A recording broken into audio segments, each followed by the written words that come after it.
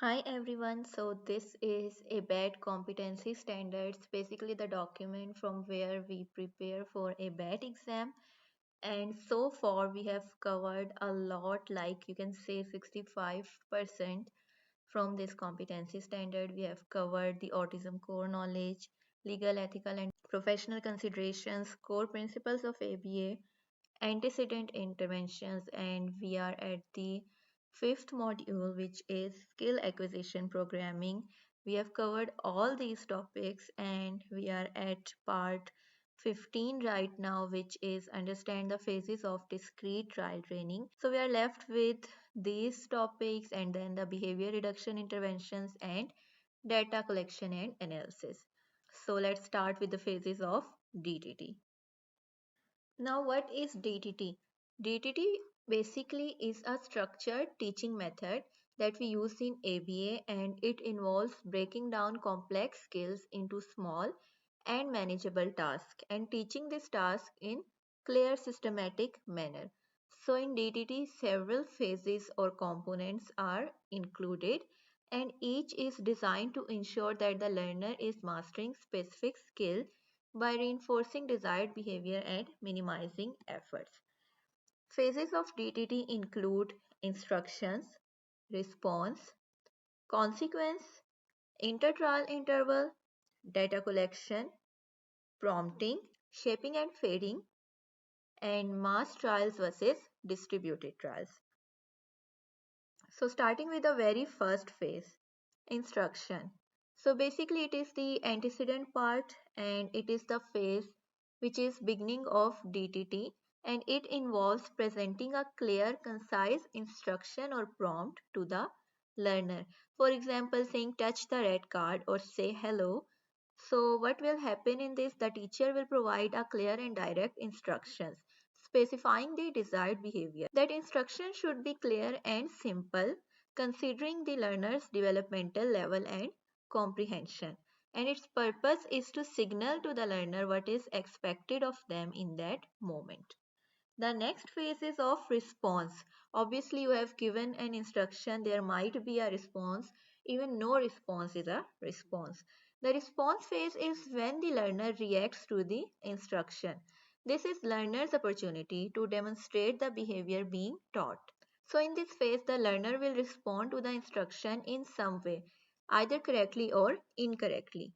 Correctly means the learner's behavior will match the expectation or demand set by the instructor. And if the response is incorrect, that means the teacher may use an error correction procedure to guide the learner to the correct answer. So what could be an example of correct response? The learner touches the red card as instructed. And incorrect could be the learner touching the blue card instead. What is the purpose? To assess whether the learner can successfully perform the desired behavior in response to the instruction or not. Next is consequence. So the instruction has been given, response has been provided. Next would be the consequence, either reinforcement or correction phase. The purpose is to reinforce correct behavior and provide guidance for incorrect response, ensuring that the learning occurs effectively and efficiently. Next phase is inter-trial interval, ITI. It is the time between discrete trials. So basically whatever behavior or skills you are teaching, there would be multiple trials of it. That is why it is discrete trial training. So ITI is basically the time between that trials. This phase allows for a brief pause before the next trial begins. After the consequence is delivered, the teacher provides a short break before beginning the next trial. It could be 1 to 5 seconds pause, and this may help to keep the learner focused without overwhelming them with constant demand. For example, once you have said touch the red card, the client touches the red card. Now you will give 1 to 2 second pause, 1 to 5 second pause to the client, and then you will say it again, touch the red card. So basically you are taking trials, but you are also giving pause to the client to avoid overwhelming him, and that would be the ITI intertrial interval. So the purpose is to give the learner a moment to reset and prepare for the next trial. Since you are taking trials, you need to collect data for these trials as well. And the data collection phase would occur throughout the DTT process to monitor the learner's progress, determine the effectiveness of the teaching strategy, and guide decision making. So, in this phase, the teacher records data about the learner's responses during each trial, tracking whether the behavior was correct or incorrect. The data can be recorded using various methods such as telemarks, percentage of correct responses, or discrete counts of specific behavior.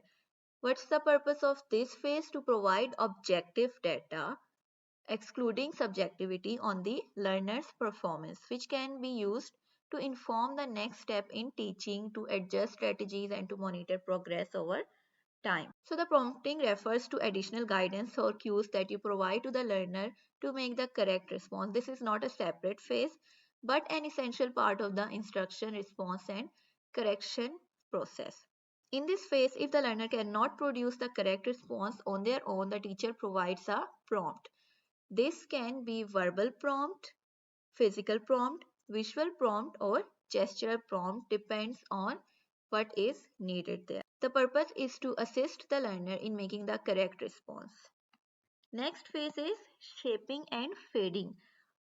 Shaping and fading are essential techniques for making gradual progress through DTT and helping the learner achieve independence. In shaping, the teacher will reinforce successive approximation towards the desired behavior. For example, if the learner is unable to perform the target behavior, the teacher will start by reinforcing any behavior that is close to the desired behavior. So this would be the shaping of the desired behavior. Fading would be to reduce the prompts gradually and encourage independence. Purpose is to move the learner towards greater independence by gradually reducing the need for prompts and supporting the development of more refined behavior. Now the last one is not a phase itself. Mass trials and distributed trials refer to different ways of structuring DTT trials. Refers to a type of teaching where the same behavior is taught repeatedly in a concentrated blocks of trials. This is helpful for quickly building mastery of a specific skill. For example, repeatedly practicing the same color identification task in one block of trial. So you are asking the client, what is this color? Red color. What is this color? Red color. So the same behavior would be taught continuously for mass trial. But the distributed trial refer to the type of teaching where multiple behaviors are taught in alternating blocks, providing variety and preventing learner fatigue. For example, practicing different tasks, for example, colors, shapes, numbers, in alternating trials within the same session. So you are asking which color is it? How many red color cards am I holding? So you are basically teaching multiple behaviors at a time. The purpose is to decide how to best structure the teaching session based on the learner's need. You cannot say mass trial is the best or the distributed trial. It depends on the learner's need and it ensures effective learning without causing frustration. So what could be the summary of these phases? So the first phase is antecedent, which would include clear prompt or instruction. Second phase is response, the learner demonstrating the behavior. Third is consequence, in which reinforcement for correct answer and error correction for incorrect answer. Intertrial interval, the short pauses between trials. Data collection, recording of learner's performance. Prompting, providing additional cues. Shaping and fading, gradually modifying learners' behavior and reducing prompt gradually.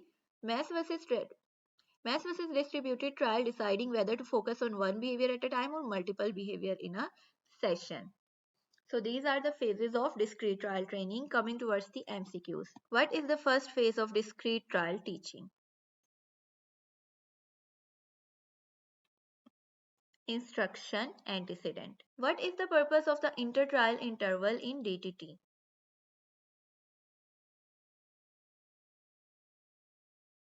To provide a brief pause before the next trial begins. Which of the following is an example of shaping in DTT? Reinforcing successive approximation of a desired behavior. When a learner incorrectly responds to an instruction, what should happen next? The teacher applies an error correction procedure.